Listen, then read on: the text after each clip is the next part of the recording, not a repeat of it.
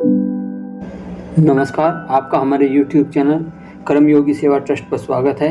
आज हम आपको इस वीडियो में बताएंगे कि अब नया घोषणा पत्र जारी किया गया है जो NSDC और पीबा द्वारा जारी किया गया।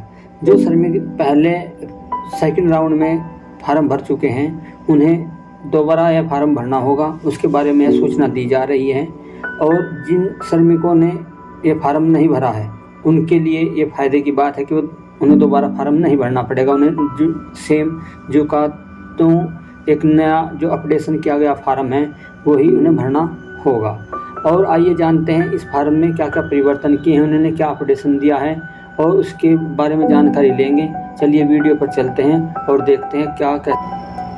यह इजराइल जाने वाले श्रमिकों के लिए अस्थायी निर्माण कार्य के लिए एक वीज़ा वर्क परमिट है जो भारतीय आवेदक की घोषणा और वचन पत्र का प्रारूप आपको इसके इंटरफेस में दिखाई दे रहा है। इसमें यह घोषणा करता है, यानी कि जो श्रमिक है वो दर्शाता है कि मैं जो उच्च स्तरीय निर्माण श्रमिक और मुझे अनुभव है और मैं हर तरह से ऊंचाई पे या कहीं भी कठिन जगह पर भी मैं निर्माण कार्य कर सकता हूं। और जो वहाँ की जो इजराइल की जो जलवायु है, वहाँ का जो वार्षिक तापमान है, कभी ज़्यादा हो जाता है, सर्दी भी बहुत ज़्यादा होती है, तो मैं उसमें काम करूँगा। और मेरा कोई भी जीवन साथी या कोई भी माता पिता बच्चे जो वहाँ पर इजराइल में कोई भी नहीं रह रहा है, अगर रहता हुआ पाया गया तो आप मेरे खिलाफ कार्रवाई कर सकते हैं। और इसके बाद उन्होंने 3 नंबर पर कहा है कि ये इजराइल श्रमिक जो उत्कृष्ट पेशेवर मेहनती जो कामगार हैं वे अपनी इच्छा के अनुसार 200 से 236 घंटे के बीच काम करेंगे और यह मैं जो इजरायली रोजगार अनुबंध है उसके अनुसार कार्य करूँगा, इसमें मैं कोई परिवर्तन नहीं करूँगा। यदि मैं उन शर्तों को नहीं मानता हूँ जो मैं लिख दे रहा हूँ, जिसमें मैं अपनी सहमति दे रहा हूँ, तो वो मेरे खिलाफ कंपनी या इजराइल जो पीबा है, जो NSDC है, कोई भी मेरे खिलाफ कार्रवाई कर सकता है। और जैसा वे चाहेंगे, जहाँ मुझे काम करने के लिए भेजा जाएगा, मैं वहाँ पर काम करूँगा। ये साथ ही इसमें ये कहा गया है कि मैं कोई भी परिवर्तन नहीं करूँगा जिस कंपनी के माध्यम से मुझे वहाँ पर इजराइल में भेजा जा रहा है, जब तक कि वे मुझे समझौते के तहत मुझे वहाँ से छूट ना दे दें कि आप अन्य कंपनी के माध्यम से वहाँ पर काम कर सकते हैं, या फिर कोई भी कंपनी को बदलाव नहीं ला सकते जब तक वे अनुमति नहीं देंगे। 6 नंबर पर बताया गया है जो परिवर्तन किया गया है कि 90 दिनों की अवधि के लिए मैन पावर कंपनी जो निर्माण विदेशी श्रमिकों को नियोजित करने के लिए वैध परमिट है उसके साथ कानूनी रूप से मैं पंजीकृत अगर नहीं होऊंगा तो मुझे तुरंत इजराइल से भेज दिया जाएगा या फिर मुझे इजराइल छोड़ना पड़ेगा। यह हर तरह से मैं उसके लिए सहमत रहूँगा।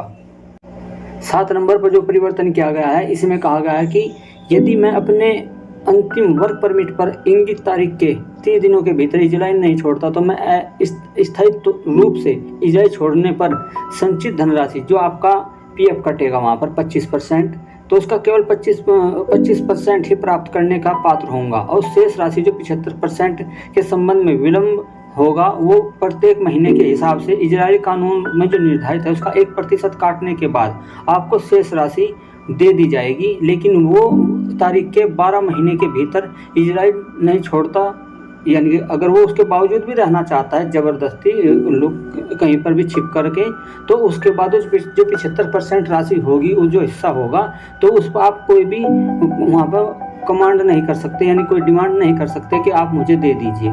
मैं तारीख के 3 साल के भीतर साबित नहीं कर दूं कि मुझे कानूनी रूप तौर से इजराइल छोड़ दिया था। अगर छोड़ दिया था तो आपको उसका एक बार 25% मिलेगा, उसके बाद आपको 75% मिलेगा। अगर नहीं आप छोड़ रहे हैं, वहाँ पर छिप कर रह रहे हैं, तो वो आपको कुछ नहीं मिलेगा, वो आपका PF जब्त कर लेंगे, उसके बाद आपको कुछ नहीं मिलेगा।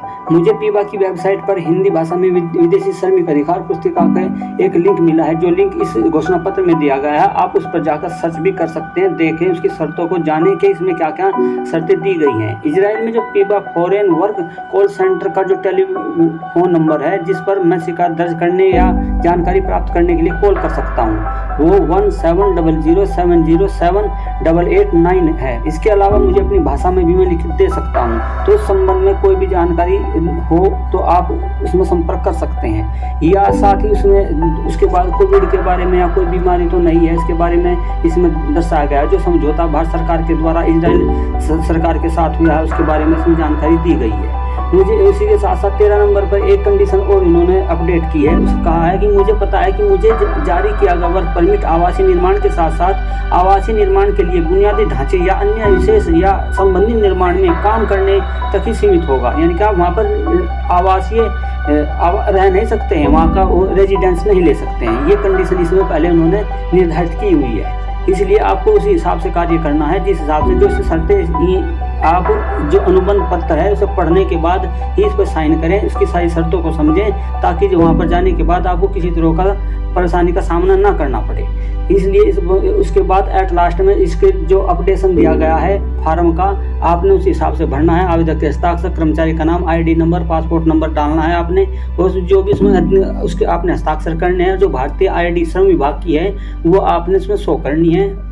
पासपोर्ट जो लेबर डिपार्टमेंट भरेगा वो आपको उस हिसाब से कार्य करना है, और उसमें किस दिन आप उपस्थित होंगे, क्या होगा, उसकी पूरी डिटेल इसके परफॉर्मे में दी गई है। आपको उसे फिलअप करना है और उसके बाद आपको इसे जमा करना है। ये फार्म उन कर्मचारियों के लिए या उन श्रमिकों के लिए जो सेकंड राउंड में 3455 श्रमिक चयनित किए गए थे, जिन्होंने ये फार्म भर दिया है, वे भी दोबारा इस फार्म को दोबारा भरें। और ये इस फार्म की प्रतिलिपि आप जानना चाहते हैं या इसे लेना चाहते हैं तो इसकी प्रतिलिपि आपको हमारे टेलीग्राम चैनल कर्मयोगी सेवा ट्रस्ट के टेलीग्राम चैनल पर मिल जाएगी। जो आप उस हमारे चैनल के अंदर जा कर के, इसमें ही लिंक दिया गया है, आप वहां पर जाकर जैसे क्लिक करेंगे तो वहां पर जाकर ये खुल जाएगा। उसकी PDF आप ले सकते हैं और इस फार्म को आप भरिए और दोबारा अपना आवेदन कीजिए जो जिसके साथ डॉक्यूमेंट मांगे गए हैं।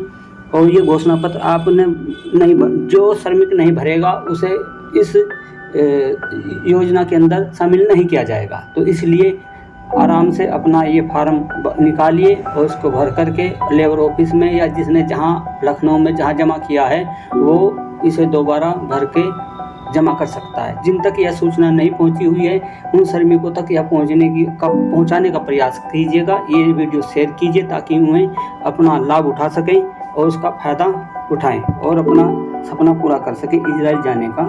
धन्यवाद। वीडियो में दी गई जानकारी अगर आपको अच्छी लगी हो तो आप हमारी वीडियो को लाइक, शेयर, कमेंट करना ना भूलें और आप हमारे चैनल को सब्सक्राइब जरूर करें ताकि आपको इजराइल श्रमिक संबंधी एवं सरकारी योजनाओं संबंधित जानकारी सबसे पहले मिले और ताकि उसका नोटिफिकेशन आपको मिल सके और आप उन योजनाओं का और इजराइल श्रमिक संबंधी जानकारी का लाभ उठा सकें ताकि आपको किसी तरह की परेशानी का सामना ना करना पड़े।